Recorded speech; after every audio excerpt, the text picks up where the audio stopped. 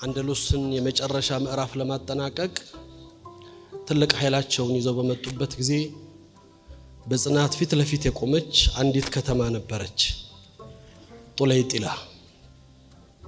ጦለይጥላ የምትባለው ያቺ አንደሉስ ከተማ የወራቶችን እስር አስተናግዳ በከበባ ውስጥ ረጅም ጊዜ አልፋ ነገሮች እየጠበቡ መከራዎች እየከፉ እለት ከእለት ሞቱ እየጠነከረ መጥቶ የመጨረሻው ምዕራፍ ላይ መሪዋ ህዝቦቹ ሳያልቁ እጅ ሊሰጡ ወሰኑ።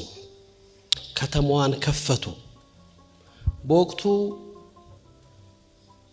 እና አልፎንሶ ወይም ደግሞ ጦሩን ይዘው የመጡት የነሳራዎቹ መሪዎች ዛሬ እንደዚህ እጅ ልትሰጡ ከተማዋን ልትከፍቱ ለምን ይሄን ያክል ጊዜ አስቸገራችሁን? ለምን ይሄን ያክል ጊዜ